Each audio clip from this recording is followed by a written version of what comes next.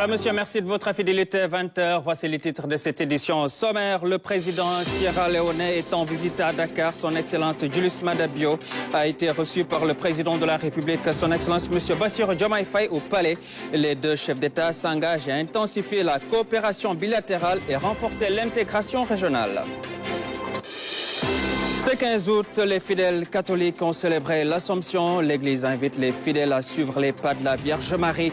Les différentes messes prononcées ont été l'occasion de raviver la foi des croyants. Dans nos reportages vacances, focus sur les daras qui s'imposent comme des modèles pour perpétuer l'éducation des enfants. Les vacances sont aussi des moments de joie pour profiter des aires de jeu dans les différents espaces publics. Dans notre rubrique découverte, nous irons à Saint-Louis pour voir le jardin d'essai, lieu chargé d'histoire. Un repère historique sur la route de l'exil de Cheikh Ahmadou Bamba Khadimou Rassoul. Découverte de ce sanctuaire dans cette édition.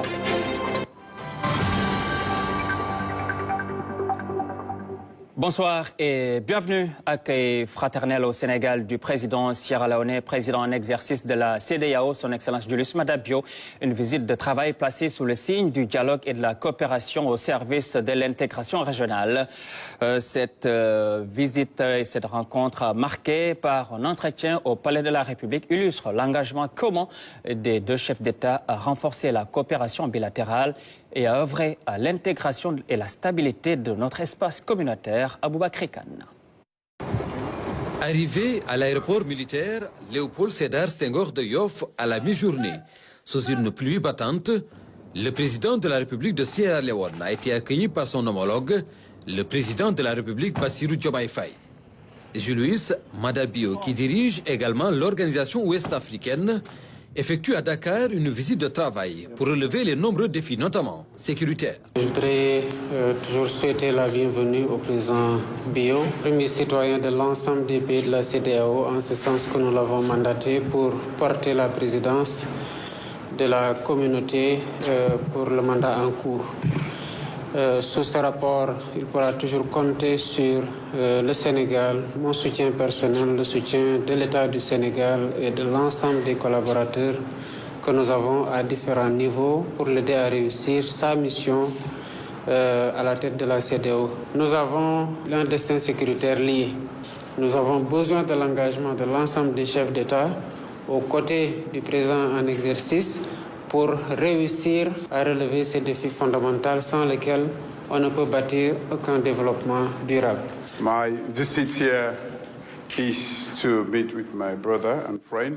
Suite à mon élection en tant que président de la conférence des chefs d'État et de gouvernement de la CEDEAO, j'ai décidé d'effectuer cette visite pour venir m'entretenir avec mon frère et ami le président Faye, parce que, comme vous le savez, le Sénégal est un membre influent, est un acteur important au sein de la famille de la CEDEAO. Je me suis dit donc qu'il fallait que je vienne ici discuter avec le président Faye des questions de préoccupation communes en matière de sécurité, d'économie et discuter de bien d'autres questions. Nous avons également profité de l'occasion de cette audience pour parler des questions de coopération bilatérale entre nos deux pays et approfondir nos relations personnelles. Face à ces défis qui interpellent la CEDEAO, le président en exercice de l'organisation sous-régionale accorde la priorité aux domaines clés de la revitalisation de la coopération régionale en matière de sécurité et d'intégration économique. Senegal has been playing a very important role in mediating between Le Sénégal a joué le rôle de médiateur entre nos frères de l'AES et la CEDEAO. Nous sommes liés par l'histoire et la géographie. Nous avons un destin commun. Je ne vais épargner aucun effort pour m'assurer qu'il revienne dans le giron familial. Nous allons faire pour cela preuve de patience et de diplomatie dans nos échanges avec eux. L'insécurité en Afrique de l'Ouest est une préoccupation commune et aucun pays n'est préservé par ces menaces et l'insécurité est un frein au développement. Nous avons des intérêts communs que nous devons préserver et je vais continuer à demander le soutien et l'appui du président Faye ainsi que ses bons offices pour réussir dans ma mission. Et heureusement, il m'a promis son soutien sans faille dans cette mission-là.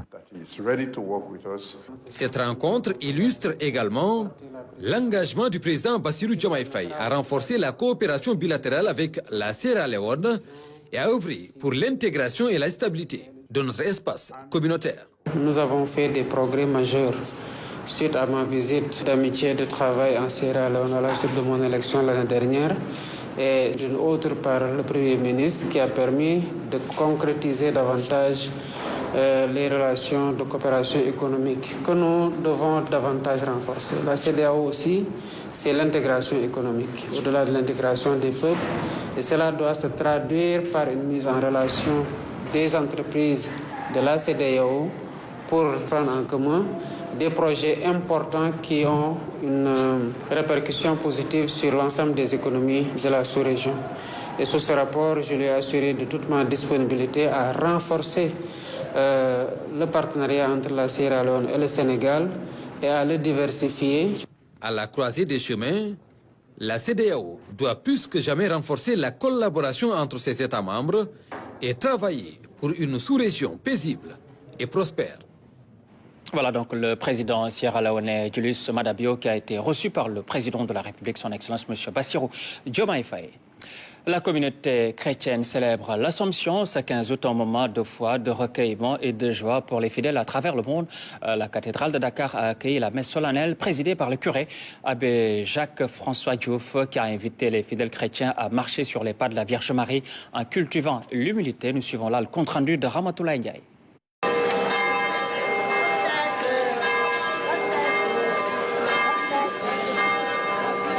Ce 15 août, les cloches de la cathédrale ont encore résonné. L'Assomption, l'une des plus grandes fêtes mariales de l'Église catholique, célébrée dans la joie et la ferveur. Je me sens vraiment dans une grande joie. Vous savez, le Seigneur nous a dit qu'il faut être dans la joie. Il faut être dans la joie pour annoncer son évangile.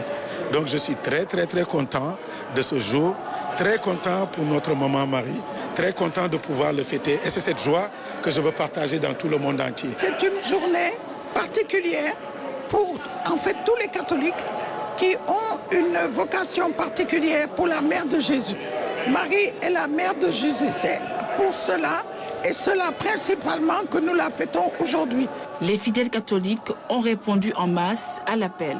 Pour eux, cette journée est l'occasion de renouveler leur foi. Je vais le fêter en famille, passer du bon temps, prendre du plaisir avec les gens qu'on aime, parce que c'est important quand on a des moments qu'on puisse les passer avec les gens qui nous sont chers, parce que voilà, la vie ça va vite. Dans son homélie, le curé a rappelé la solennité de la messe. Il a invité les fidèles à marcher sur le chemin de la foi à l'image de Marie.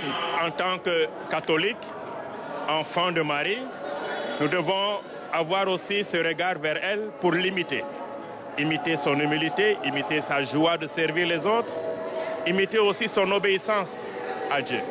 Et aujourd'hui, notre société a besoin d'obéir à Dieu, d'écouter la voix de Dieu. Nous sommes appelés à rechercher les biens d'en haut où se trouve le Christ. En ce jour d'Assomption, les fidèles repartent le cœur apaisé, convaincus que Marie veille sur eux et sur le pays tout entier.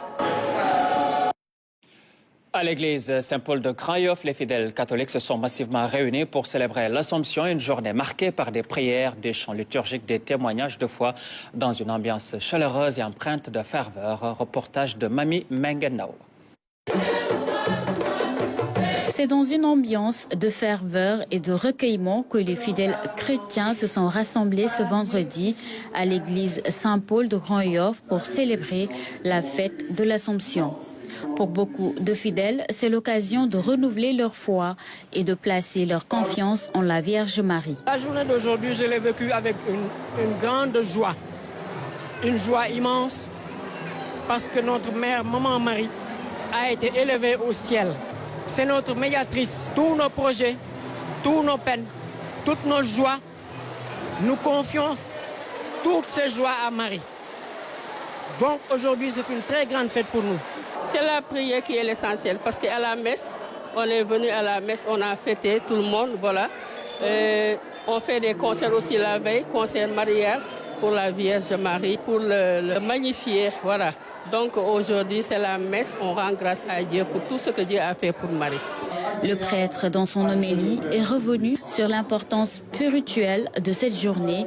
Il a invité les fidèles à s'inspirer de la vie de Marie pour renforcer leur foi et cultiver la paix autour d'eux. Et tout cela, c'est parce que tout simplement, elle a accepté d'être collaboratrice dans la mission salvifique, la mission de sauveur du monde.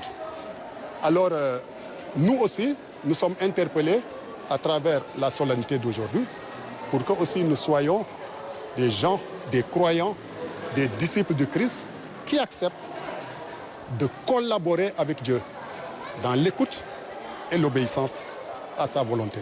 Une célébration qui, au-delà de son aspect religieux, a été un moment de communion et d'espérance pour les fidèles qui repartent le cœur apaisé, portés par le message d'amour et de foi que représente l'Assomption. Et puis à Ziguinchor, la cathédrale Saint-Antoine de Padoue a accueilli les fidèles en ce jour de l'Assomption. Dirigeant la messe, le curé appelle les jeunes au travail dans la foi et la solidarité. Le reportage de Mariam Bangoura. Ce que je lance comme message à l'humanité, c'est de marcher en conscience sur terre, tout en sachant que nous sommes des pèlerins appelés comme Marie à semer l'amour et à aller un jour à la rencontre de Dieu dans sa gloire éternelle, dans son paradis. Tel est l'appel du curé de la cathédrale Saint-Antoine de Padoue. Face à lui, des fidèles venus de tous les coins de la ville pour la messe de l'Assomption. Aujourd'hui, c'est une joie immense pour tous les chrétiens. Marie, une mère choisie par Dieu et qui a porté le fruit le plus précieux du monde, qui est Jésus. Le prêtre nous a poussé à croire jusqu'au bout. Quand on croit jusqu'au bout, on verra. Les résultats seront là. Et c'est ce que nous allons faire. Respecter les recommandations de notre célébrant, le curé exactement. Je suis très contente aujourd'hui. C'est l'Assomption. L'amour que nous portons à Jésus, il faut que nous le montrons à sa maman. On ne peut pas aimer l'enfant et détester la maman.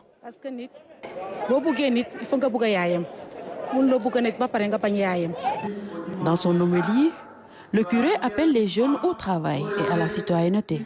Saint Paul disait dans sa seconde lettre aux Thessaloniciens que celui qui ne travaille pas ne mange pas non plus.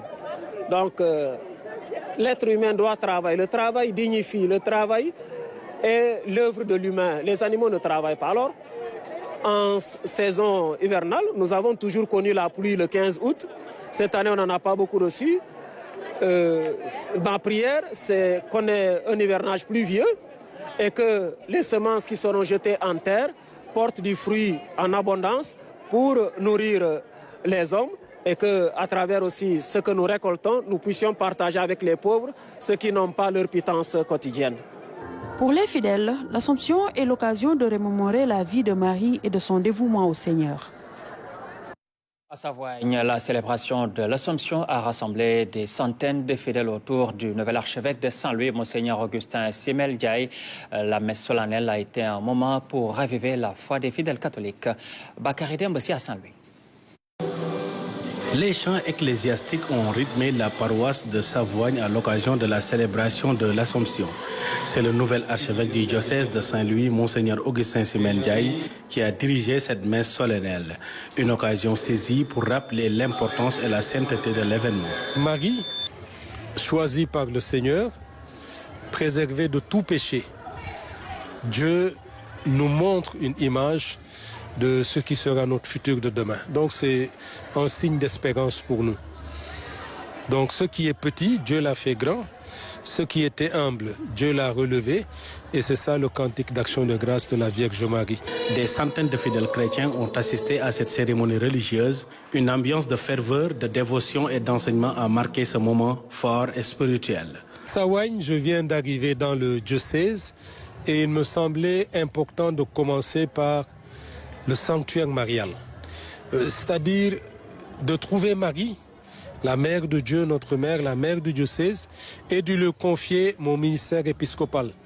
Mais pas seulement mon ministère, de lui confier tout le diocèse, toute la communauté diocésaine, pour qu'à partir de cette fête, et puis nous puissions y trouver comme un tremplin dans notre mission d'évangélisation, dans notre mission pour aller porter la bonne nouvelle. Un message de paix, de partage et de foi a été adressé à l'endroit des croyants.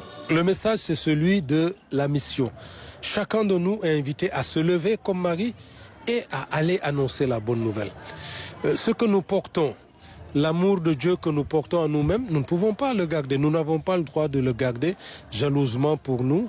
L'amour de Dieu est universel. Entre prières ferventes et chants sacrés, la paroisse de Savoigne s'est offerte un moment d'unité et d'espérance porté par la voix du nouvel archevêque et le cœur des fidèles. Une Assomption qui, bien au-delà du rite, a résonné comme un rappel à vivre chaque jour dans la foi, la paix et le partage. Voilà donc pour les temps forts de l'Assomption, ce 15 août. Autre aspect de l'actualité, à Dakar, une bonne partie de la banlieue est sous les eaux. De fortes pluies se sont abattues donc sur la capitale ce vendredi. Sur ces images, le centre de santé Philippe Maguilène Senghor rempli à ras-le-bol, de même que les parcelles assignées également submergées. Le maire de la commune a sillonné les artères remplies d'eau pour évaluer la situation, notamment avec ces fortes précipitations enregistré ce vendredi. À présent, la réaction de M. Abdoulaye Diouf, chef du service des prévisions et réduction des risques à l'ANACIM, qui explique un peu les raisons de ces fortes précipitations dans la capitale. Nous l'écoutons. D'importantes quantités de pluie ont été notées ce vendredi 15 août à Dakar. Et ces pluies ont causé des inondations dans certaines localités.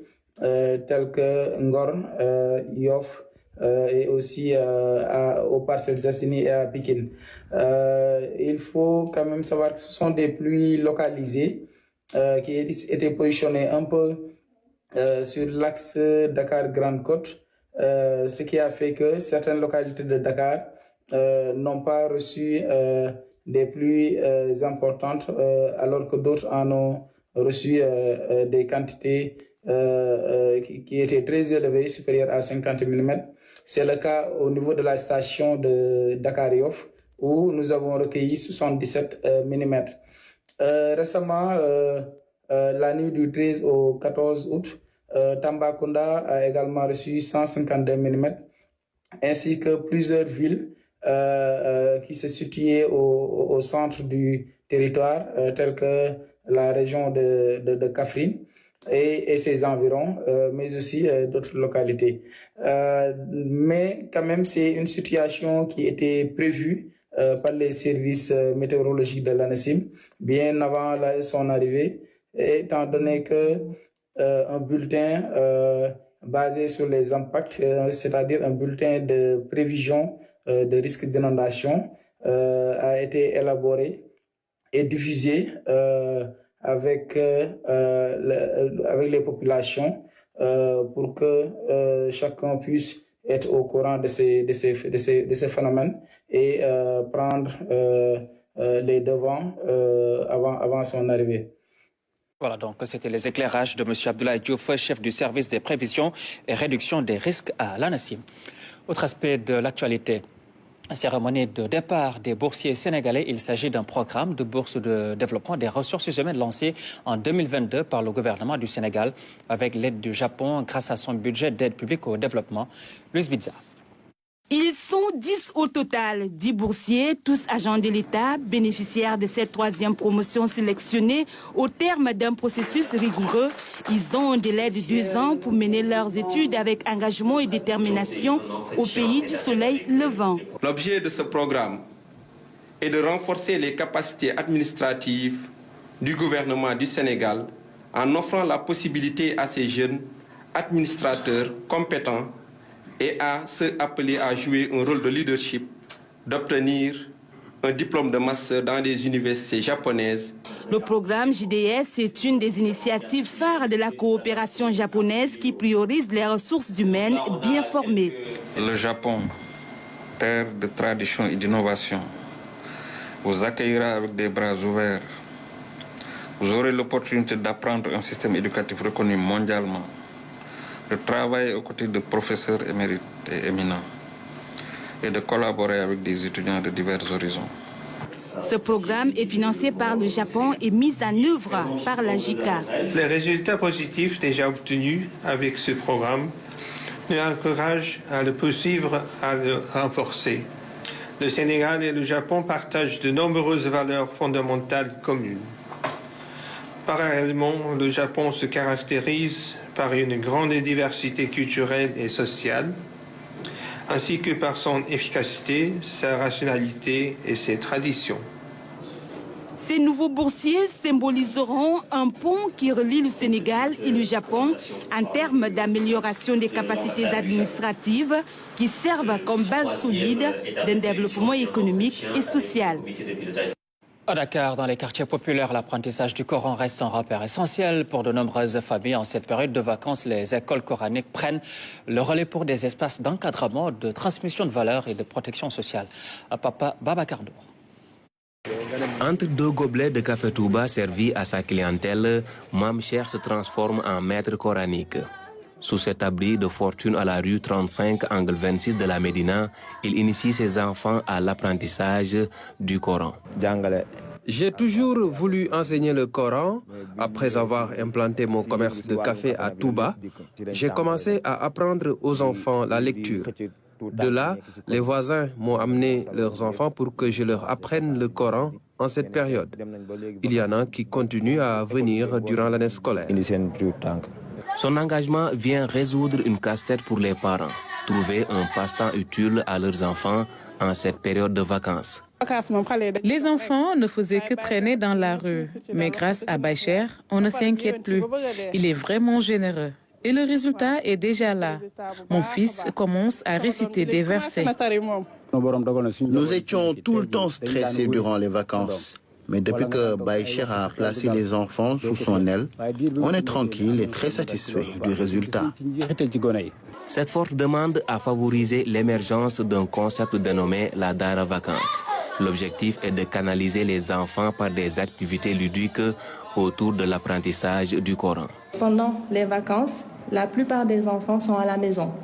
Donc l'idéal aujourd'hui, c'est que les parents puissent réussir à trouver un programme qui est adapté à l'enfant. Donc ces parents-là nous font confiance et nous donnent leurs enfants pour qu'on puisse les surveiller, mais aussi planter une graine qui est très importante, qui est le Coran. Dans cette école, plusieurs activités sont menées pour favoriser l'épanouissement des vacanciers. Effectivement, on s'est rendu compte qu'un enfant a besoin de jouer. Un enfant a besoin d'activités. Donc c'est dans ce cadre-là qu'on allie l'apprentissage du Coran à des activités qui vont faire plaisir aux enfants, comme des activités manuelles, qui vont permettre à l'enfant de s'épanouir et d'aimer ce qu'il est en train de faire. Baïcher ou Nassima sont cependant frustrés par le peu d'intérêt de certains parents d'élèves. C'est important de sensibiliser les parents à l'importance de l'apprentissage du Coran et que c'est quelque chose qu'ils doivent essayer d'intégrer dans le cursus scolaire de leurs enfants.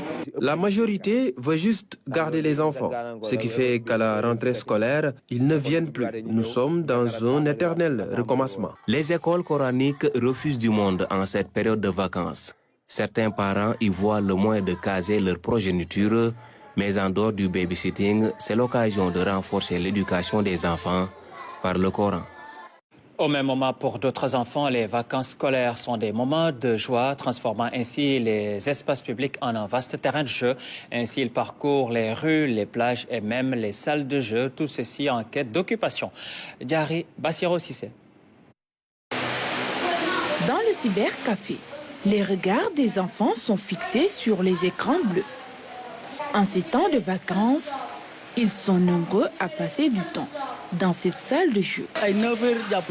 Les enfants viennent ici entre 9h et 10h. Et les plus jeunes repartent vers 19h. Certains parents viennent les chercher, mais il serait préférable qu'ils puissent les surveiller davantage. Sur cette plage, le va-et-vient des vagues se mêle aux cris des enfants. Plagiste depuis plus de 10 ans, Ablaye garde un œil attentif sur les plus jeunes. Certains enfants échappent à la vigilance de leurs parents.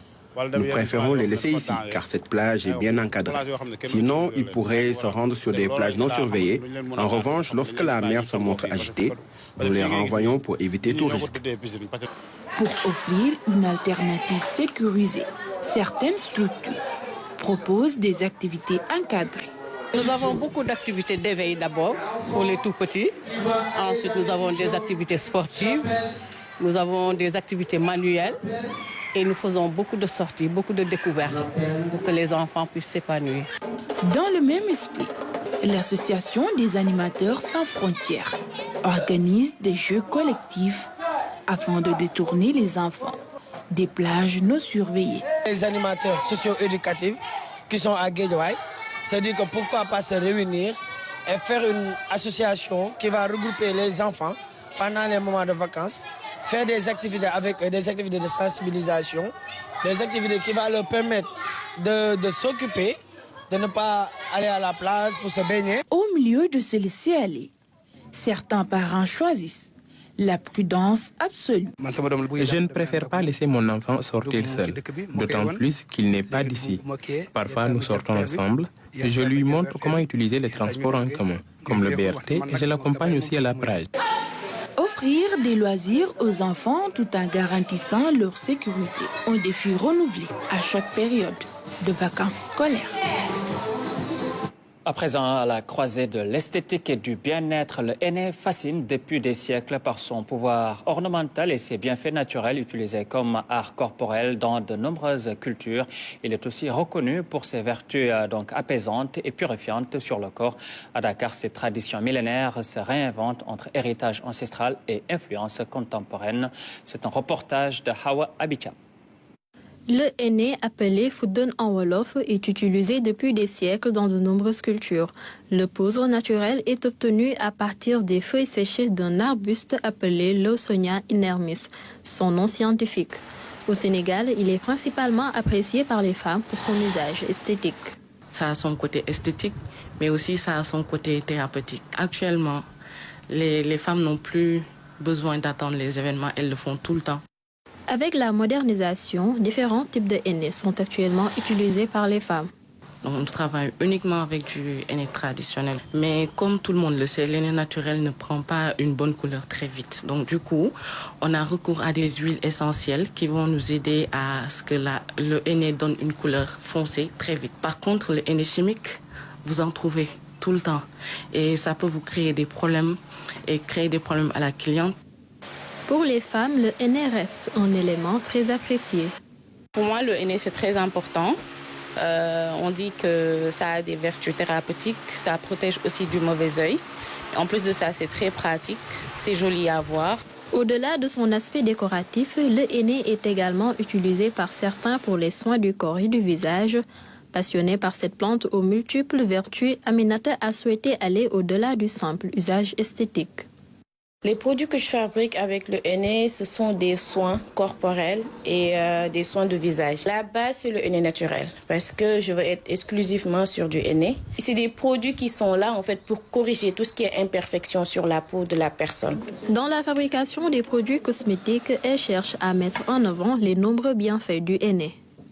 Le henné a de ces bienfaits extraordinaires sur la peau. Par exemple, le henné, il est antiseptique. Il est aussi antioxydant naturel. Donc, c'est ces bienfaits-là qui m'ont permis aujourd'hui de me dire pourquoi pas ne pas l'utiliser pour en faire des soins qui seront utilisés quotidiennement. Le henné, longtemps symbole de beauté et de tradition, s'impose aujourd'hui comme un allié bien-être. Entre savoir-faire ancestral et innovation cosmétique, il trouve une nouvelle place portée par des passionnés avec la volonté de le faire découvrir sous un nouveau jour. Voilà donc pour les bienfaits du henné. Niché au cœur de la vieille ville tricentenaire de Saint-Louis, le jardin d'essai demeure un lieu chargé d'histoire et de spiritualité. Ce havre de paix aux allures paradisiaques avec ses cocotiers alignés fut bien plus qu'un simple lieu de détention. Il a abrité les prières, les lectures coraniques et les méditations de Cheikh Ahmadou Bamba Khadim Rassoul durant son exil imposé par l'administration coloniale en 1895. À la découverte de ce sanctuaire avec Bakary Dembassi. C'est un lieu symbolique à Saint-Louis et marque une étape importante dans la vie de Serigne Touba Mbacké. L'administration coloniale l'avait retenu prisonnier dans cette forêt dénommée Jardin d'essai. Le choix du nom n'est guère anodin. Ici, on l'appelle le Jardin d'essai parce qu'autant l'autorité coloniale a mené des produits agricoles qu'il voulait essayer un peu partout en Afrique. Il y a également des animaux qui étaient amenés ici pour voir si le climat leur était favorable. Ce qui nous intéresse plutôt, c'est le séjour de Cheikh Ahmadou Bamba dans ce jardin.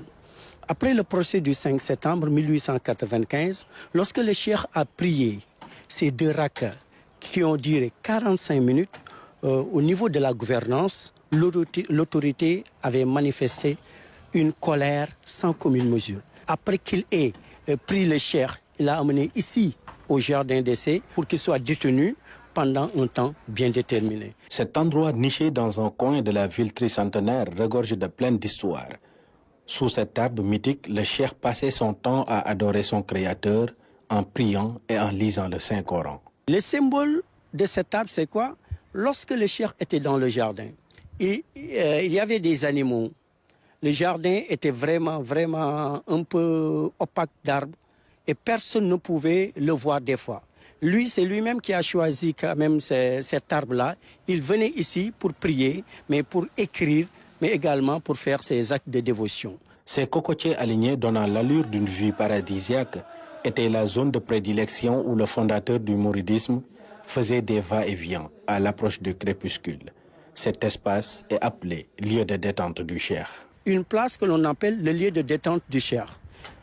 Vers 17h, voire 18h, on amenait le Cheikh dans cette place pour lui permettre de se détendre. Bien après le Cheikh, on a implanté des cocotiers. Les cocotiers ont fait un fil indien, ils se sont développés et aucun de ces cocotiers n'est mort jusqu'à présent.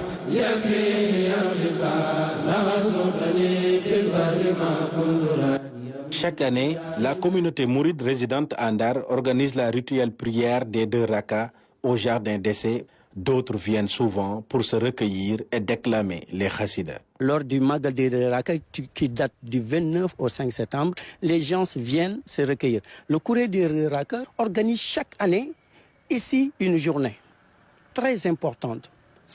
Lors de cette journée-là, beaucoup revisitent l'histoire de Cheikhul Khadim sur ce lieu-là. Mais également, les gens viennent en pèlerinage, les gens viennent en ziara au niveau de cet arbre. C'est la raison pour laquelle ils l'ont entouré de fer. Cheikh Ahmadou Bamba Mbacké a séjourné contre son gré dans ce jardin d'essai ou Tolobour en Wolof.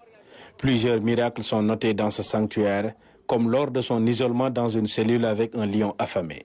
Un patrimoine matériel à sauvegarder et à pérenniser pour les Saint-Louisiens et les générations futures. Et notre voyage nous conduit également à Bonkonto, dans le département de Vélingara. L'association pour le développement de la commune a fait de la santé une priorité.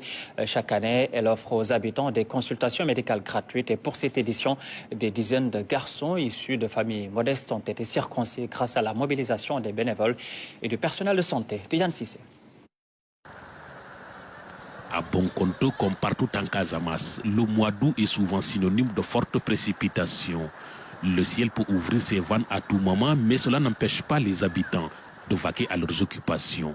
Au poste de santé du village, il y a une forte affluence car les consultations sont aujourd'hui gratuites. Nous sommes là dans le cadre d'une journée de consultation gratuite. Lors de cette journée de consultation, nous avons décidé de faire le dépistage de l'HTA, l'hypertension artérielle et le diabète, qui sont des maladies chroniques. Ce sont les fils de la commune qui ont pris cette initiative. En plus des dépistages gratuits, une campagne de circoncision est en cours pour les tout-petits. Les enfants vont bénéficier de cette circoncision, suivie aussi de dons de médicaments. Ils bénéficient des médicaments leur permettant d'avoir une bonne guérison. C'est important de faire profiter de la population, en tout cas du peu qu'on a. Et donc c'est ce qu'on a fait. Et puis on a donné des instructions pour que le suivi puisse être continué par déjà le personnel médical. Au-delà de ces activités, la journée a aussi un goût particulier. Le village célèbre l'un des siens, Djibril Boiro, nouvel agrégé en médecine. C'est une fierté d'abord pour nous, une grande fierté. Ensuite, pour dire aussi au reste du Sénégal et au reste du monde que nous aussi nous sommes là et que nous contribuons positivement au développement, chacun dans sa spécialité et chacun dans son domaine. En tant qu'exécutif local, nous prenons l'engagement de pouvoir rééditer cette manifestation pour que ça soit véritablement une manifestation qui va continuer de stimuler nos enfants dans le bon sens. Situé dans le département de Vélingara, Bonkonto est un village qui a très tôt compris l'importance de l'éducation. Aujourd'hui, la localité bénéficie du retour de ses fils, désireux de contribuer au développement de leur communauté. Sur l'international, Vladimir Poutine et Donald Trump ont bien atterri ce vendredi à Anchorage, en Alaska, pour leur premier sommet depuis le retour du milliardaire américain au pouvoir. Les attentes sont très fortes pour cette rencontre qui doit surtout porter sur la guerre en Ukraine. Récit avec Mariam Biramba. Un accueil chaleureux suivi d'une poignée de main historique. Les deux hommes ne s'étaient plus revus depuis 2019.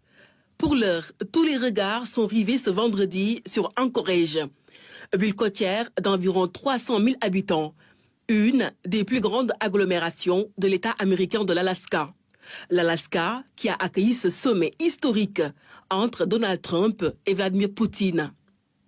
Vladimir Poutine est accompagné de son ministre des Affaires étrangères, Sergueï Lavrov, et de son conseiller, Ushakov. Les attentes autour de cette rencontre sont très fortes. D'une part, l'accord de cessez-le-feu en Ukraine que souhaite obtenir le président américain, un vœu qui reste tout de même incertain. Mais une proposition du président russe sur le contrôle des armements pourrait permettre aux deux dirigeants de sauver la face en repartant avec un compromis. À cette réunion à laquelle le président ukrainien Volodymyr Zelensky n'a pas été convié alimente les préoccupations de l'Ukraine et de ses alliés européens qui redoutent qu'un accord défavorable à Kiev ne soit scellé. En ce moment, même les présidents Trump et Poutine sont en tête-à-tête à Anchorage. Au programme de cette rencontre, la question ukrainienne que Trump disait pouvoir résoudre en 24 heures. L'Alaska est déjà perçue comme une victoire pour Poutine, pendant que Zelensky craint des calculs froids sur le dos de son pays. Que peut-on attendre de cette rencontre? Omar Diaw. Ce vendredi 15 août 2025, la rencontre Trump-Poutine à Anchorage marque un tournant diplomatique majeur. Initialement présentée comme décisive, cette rencontre est désormais qualifiée par la Maison-Blanche d'exercice d'écoute, révélant une approche prudente après 6 mois d'échecs relatifs. Le choix de l'Alaska résonne particulièrement. Ce territoire vendu par la Russie en 1867 symbolise l'inversion des rapports de force. Cette rencontre rappelle les conférences où les grandes puissances décidaient du sort de territoires tiers sans leurs représentants, évoquant la conférence de Berlin 1884-1885. Trump dispose d'atouts économiques considérables, sanctions renforcées et pression sur les alliés européens. Cependant, ces évocations d'échanges territoriaux ont été rejetées par Kiev sans garantie de sécurité. Pour Poutine, ce sommet constitue déjà une victoire et une perte pour l'Europe. La légitimation internationale et la reconnaissance implicite des gains territoriaux représentent des bénéfices substantiels. L'Ukraine fait face à un dilemme cruel. Accepter des concessions territoriales contre les garanties autant hypothétiques ou maintenir l'intégrité territoriale au risque d'isolement. L'exclusion initiale de Zelensky illustre sa marginalisation dans les négociations décisives. Un cessez-le-feu semble plus probable qu'une paix durable. Les positions restent inconciliables. Moscou exige la reconnaissance de ses conquêtes. Kiev refuse tout abandon sans garantie absolue.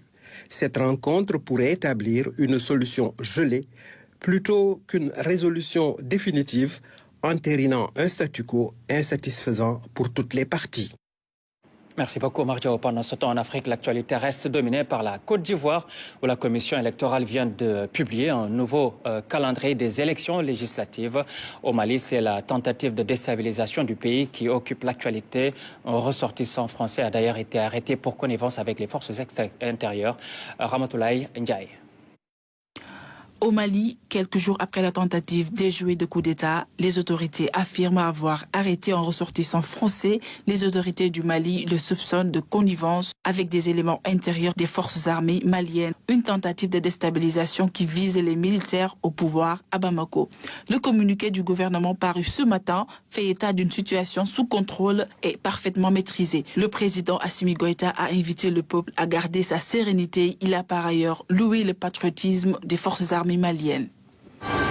En Côte d'Ivoire, la commission électorale a publié un nouveau calendrier électoral. Celui-ci fixe désormais la tenue des législatives au 27 décembre 2025. Ces élections ont été prévues en mars 2026 au terme du précédent calendrier. Selon la commission, le mandat de député expire le 30 décembre pour l'opposition. L'argument avancé par le gouvernement n'est pas crédible. Les partis politiques de l'opposition veulent une ouverture de la révision des listes électorales, ce que révoque le nouveau calendrier acté par la commission électorale.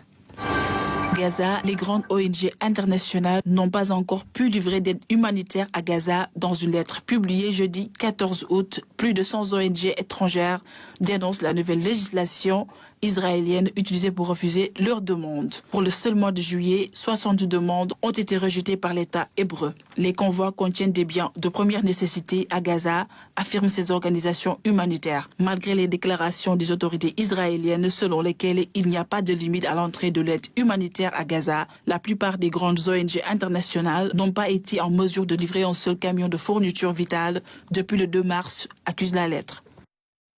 En sport, CHAN 2025 en Ouganda, au Mandela Stadium, la Guinée et l'Algérie se sont neutralisés dans un match comptant pour la 4e journée du groupe C. Un résultat qui élimine la Guinée qui avait besoin d'une victoire pour rester dans cette compétition. Retour sur les temps forts de ce match avec Elhadji Thierno Dramé. C'est le match pour la survie dans cette compétition. Le Sili a besoin d'une victoire et d'une victoire uniquement pour passer au prochain tour. Face à l'Algérie qui est en quête d'une victoire également pour continuer l'aventure, le match s'annonce difficile. En première période, malgré une bonne maîtrise, les Algériens n'arrivent pas à mettre les Guinéens en défaut. 0 but partout, c'est le score à la mi-temps. En deuxième période, les Guinéens tentent quelques assauts, mais se montre maladroit jusqu'à la 60e minute. Ismaël Kamara va inscrire le but libérateur. Du score signé Ismaël Kamara pour la Guinée. Avec ce but, la Guinée entrevoit la qualification en quart de finale. Les Algériens sont en danger. À partir de cet instant, ils se ruent à l'attaque et c'est finalement à la 88e minute qu'ils trouvent enfin le chemin du filet. Égalisation signée Sofiane Bayazid d'un magnifique extérieur du pied. Un but partout à l'issue du temps réglementaire, la Guinée est éliminée de la compétition alors que l'Algérie peut poursuivre en attendant le résultat du match entre le Niger et l'Afrique du Sud. Bayazid avec l'extérieur du pied. Voilà, et puis retour sur la situation pluviométrique de ce vendredi à Dakar. Dakar, une bonne partie de la banlieue est sous les eaux. De fortes pluies donc se sont abattues sur la capitale ce vendredi. Sur ces images, le centre de santé Philippe Maguilène Senghor rempli à ras-le-bord. De même que les parcelles assignées également submergées. Et le maire de la commune a même sillonné les artères remplies d'eau pour évaluer la situation également. Et aux dernières nouvelles, on nous signale que le ministre de l'Hydraulique et de l'Assainissement, Cheikh Tidiane Dièye, s'est rendu sur place aux parcelles assainies pour s'enquérir de la situation. Vous verrez tout cela dans nos prochaines éditions.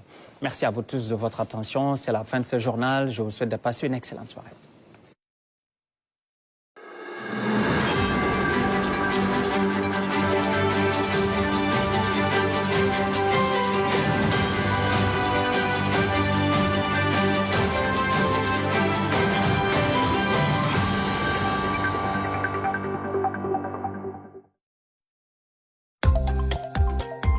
Bienvenue au bulletin météorologique de l'OMVS, l'Organisation pour la mise en valeur du fleuve